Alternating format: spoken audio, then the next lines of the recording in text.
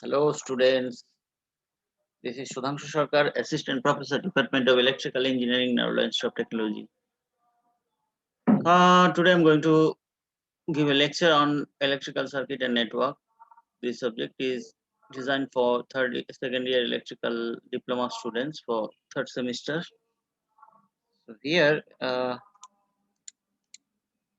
first let me tell you about the lesson plan of the subject. So here in lesson plan, I have to cover the unit 2, 3 and 4. In unit 2, there is single phase AC circuit and resonance. Then in unit 3, there is principle of circuit analysis, that is AC and DC circuits. And finally, in unit 4, there is network theorems. So in network theorem, there are different topics like different theorem like maximum power transfer theorem, Norton's theorem, Thevenin's theorem, superposition theorem, so source conversion, ideal voltage and current sources. So these are the topics in this chapter mainly. So let me start. Today's topic of discussion is effects of varying inductance and capacitance in series RLC circuit, then selectivity, then Q factor, resonance frequency, bandwidth, and half power frequency. So these are the main topic of discussion for today's lecture. The first one, here I'm going to talk about the effects of varying inductance and capacitance in series RLC circuit. Thus far, we have analyzed the behavior of a series RLC circuit whose source voltage is a fixed frequency steady state sinusoidal supply. You all know that the supply is sinusoidal supply. We have also seen in our tutorial about series RLC circuit and two or more sinusoidal signals can combined using phasors, providing that they have the same frequency supply. But what would happen to the characteristics of the circuit if a supply voltage of fixed amplitude but of different frequencies? So amplitude is fixed, but voltage supply voltage of fixed amplitude, but the different frequencies was applied to the circuit. So in that case, what will happen? We have to check that. Also, what would the circuit frequency response behavior be upon the two reactive components due to this varying frequency?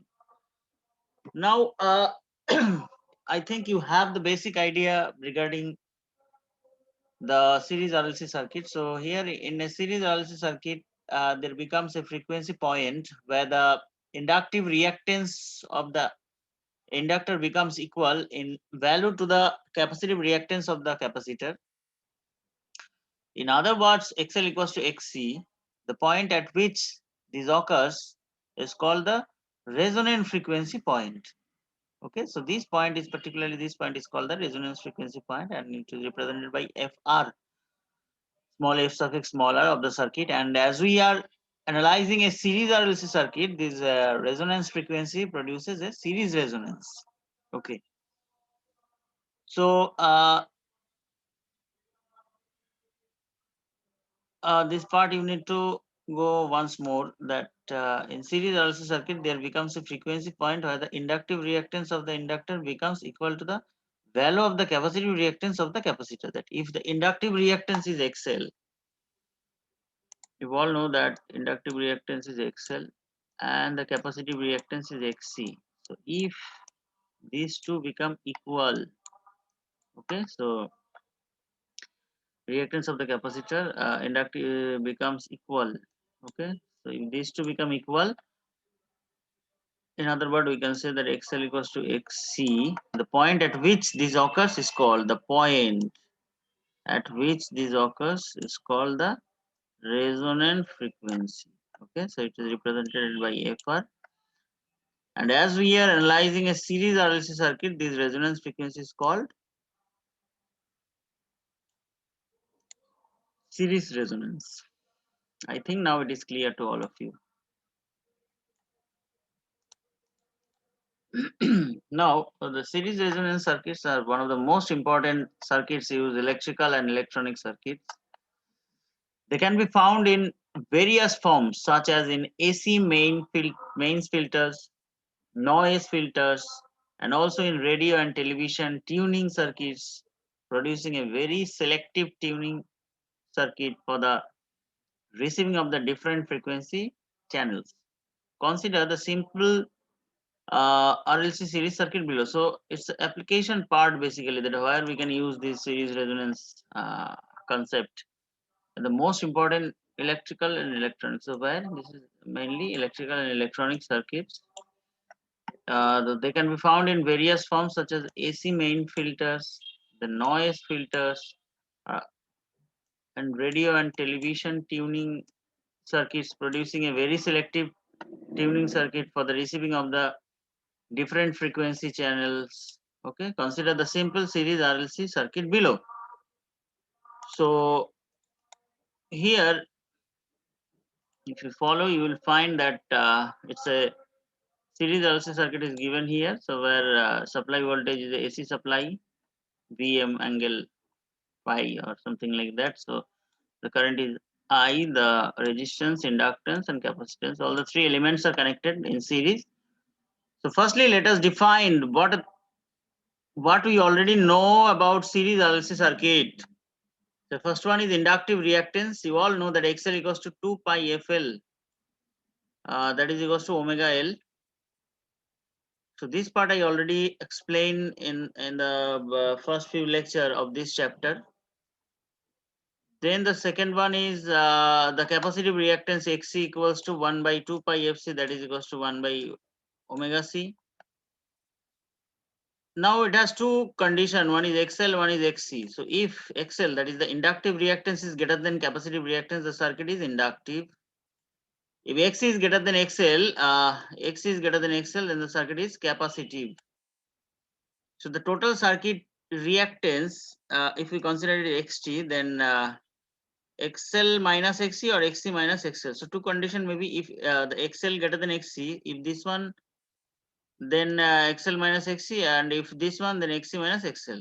Now the total circuit impedance Z equals to root over R square plus X square. That means we can represent in this way, like Z equals to R plus JX. Okay. So these are the values and mathematical derivation of different terms, that is inductive reactance, capacitive reactance, the circuit impedance for a series RLC circuit. Now,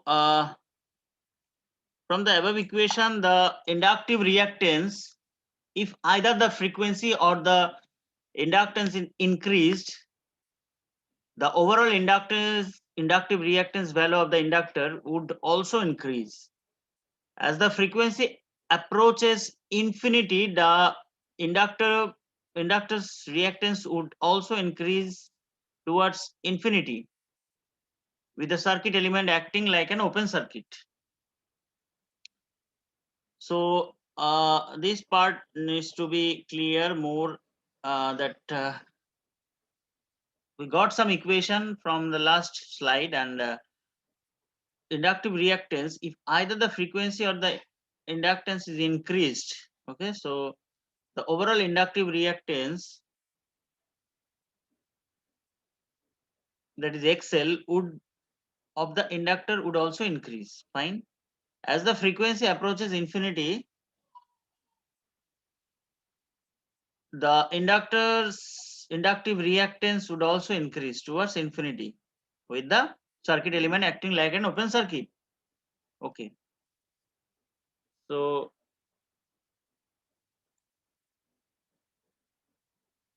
think this part is clear to all of you. Now, however,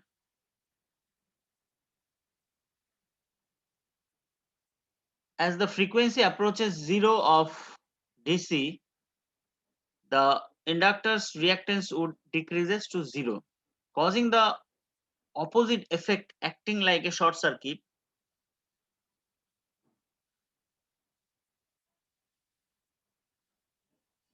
The this means then that inductive reactance is proportional to the frequency and is small at low frequencies and high at higher frequencies, and this demonstrated the following curve. So now we are going to learn about the curve.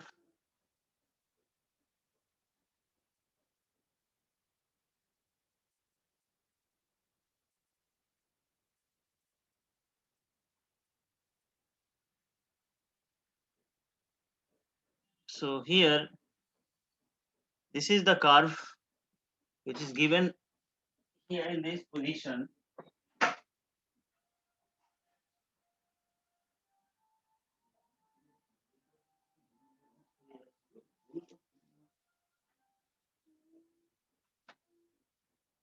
So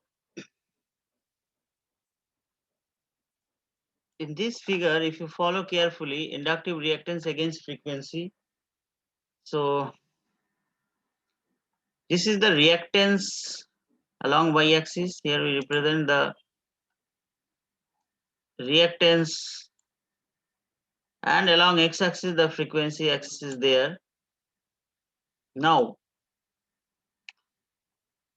the graph of inductive reactance against frequency is a straight line curve. The inductive reactance value of an inductor increases linearly. Okay, so how the graph inductive reactance against frequency? So this is the inductive reactance along x-axis, the frequency straight line curve. The inductive reactance value of the inductor increases linearly, so it is increases linearly.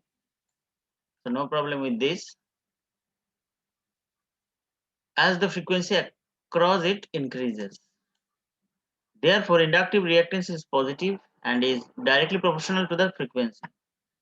So the inductive reactance XL is directly proportional to the frequency as it is increasing frequently. The same is also true for capacitive reactance formula above, but in reverse.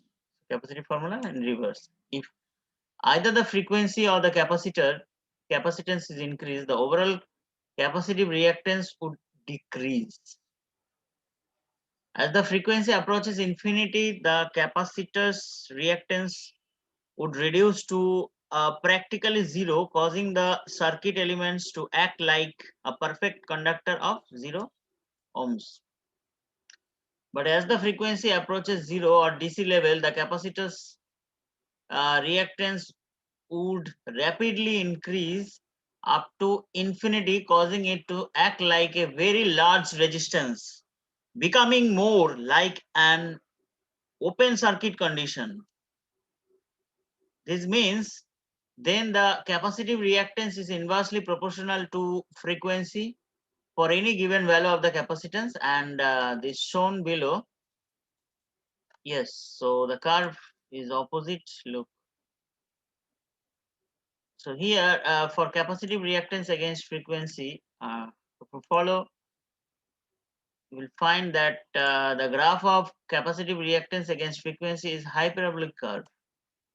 Okay, the capacitive reactance against frequency, it's a hyperabolic curve. The reactance value of a capacitor has a very high value at low frequency, but quickly decreases as the frequency across it increases. Therefore, capacitive reactance is negative and is inversely proportional to frequency.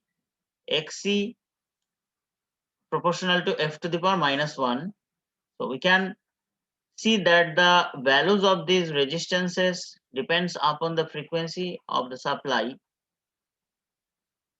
At a higher frequency XL is high and at a lower frequency XC is low. Okay, so the higher frequency XL is high and lower frequency XC is high. Then there must be a frequency point where the value XL and the same as the value of XC, and there is, if we now place the curve for inductive reactance on top of the curve for capacitive reactance so that the curve are on the same axis. The point of intersection will give us the series resonance frequency point, that is Fr or omega r, as shown below. So here in this diagram, it's a point where both the curve intersects. So this point is basically I'm talking about the inductive and capacitive reactance are equal here in this point, XL equals to XC. This is the XL curve, this is the XC curve, parabolic curve. So here Fr is in Hertz, L in the Henry, and C in the Farad. So in this, as per the figure, this point is called the Fr. So electrical resonance occurs in an AC circuit when the two reactances which are opposite and equal cancel each other out as XL equals to XC, and the point on the graph at which this happens is where the two reactance curve, okay, across each other. In a series resonance circuit, the resonant frequency Fr point can be calculated as follows. So now I'm going to show you how to calculate the resonance frequency with a equation. So you all know that this part of XL equals to XC, that means that is equals to 2 pi XL, that is equals to 1 by 2 pi XC, because XL equals to 2 pi XL and X equals to 1 by 2 pi FC. So F square, you know that from this relation we can find F square, that is 1 by 2 pi L. If we take this part here and F is here, so 2 pi L into 2 pi C, that is 1 by 4 pi square LC, that is F equals to root over 1 by 4 pi square LC, that is Fr equals to 1 by 2 pi. If we take it outside of the root, then it is 2 pi root over LC Hertz, that is omega R. We can say that 2 pi F equals to omega, so omega R equals to 1 by root over LC. So in this way we can find the value of omega and also the frequency. So very simple mathematics, simple calculation.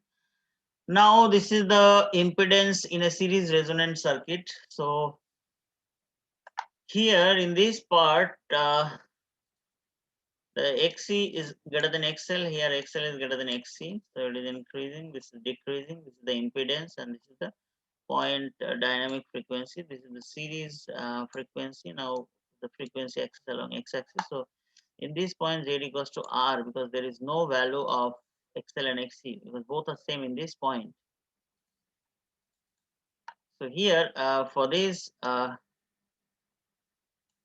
series RLC circuit at resonance, look what is happening. So this is RLC. So here the voltage across the resistor is VR, and the voltage across the inductor, if it is VL and if it is VC, so we can say that VL minus VC if it's an inductive circuit. Either side of resonance, the voltage drop VL minus VC. So this is the supply, the frequency is F, I current is flowing through the circuit. So you know that at resonance the voltage drop equals 0. So this part will be short circuited, so there is no voltage, and the voltage across the resistor is VR. So here, since the current flowing through series resonance circuit is the product of voltage divided by impedance, at resonance the impedance Z is at its minimum value R. Therefore, the circuit current at this frequency will be its maximum value V by R as shown below.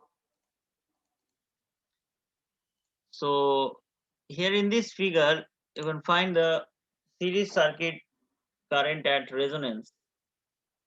So in this figure, here the current along the y-axis and the frequency along the x-axis. So the value I equals to V by ZC. Now the maximum value I equals to V by R. Then it will again I equals to V by ZL. So first it will increase and then it will decrease. So this is called this point where the value of current is maximum. This point, the series resonance will get the series resonance. Now bandwidth of the series resonance circuit. So bandwidth, the lower frequency and the upper frequency here in this point, if we consider that the maximum value I max I equals to V by R, then this will be 0.707 I max. This point, now if we cut it from here, so we'll get these 2 points. One is the lower frequency, one is the upper frequency. So FL and FH, so these two value will get. Now the bandwidth of series RLC circuit. So you know that along y-axis is the current axis, along x-axis is the frequency axis. So here the R small XL is greater than XC, R medium and R high. And this part, the left hand side part is for XC minus XL. This is XL minus XC. Then the relationship between resonance, bandwidth, selectivity and quality factor for a series resonance circuit being defined as. So from this curve we can define these four term. The resonance frequency number one, XL equals to XC. We know that omega L minus 1 by omega C, that is equals to 0. So omega square equals to 1 by LC. So omega equals to 1 by root over LC. So number two, current at omega R Z T equals to minimum, IS equals to maximum. So I max equals to V max by Z, that is equals to V max by root over R square plus XL minus XC whole square, that is equals to V max by, just put the value of XL minus XC. So it is omega L minus 1 by omega C, just putting the value. Next we'll get, we can get the lower cut frequency FR at high power PM by 2, that is I equals to Im by root 2, that is equals to 0.707 Im. So Z equals to root over 2 R, X equals to minus R capacitive. Omega L equals to minus R by 12 plus root over R by 12 whole square plus 1 by LC.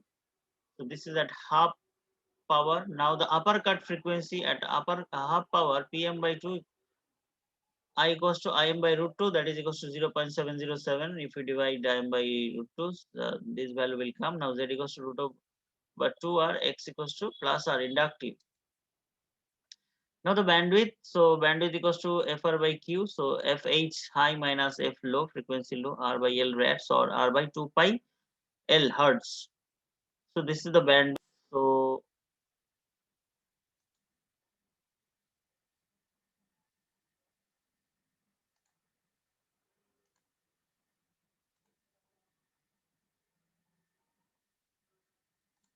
the quality factor here,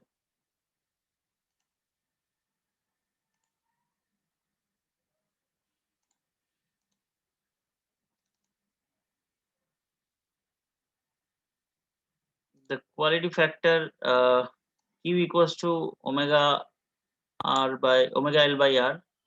So omega L equals to XL by R. Now we can write it like 1 by omega R CR.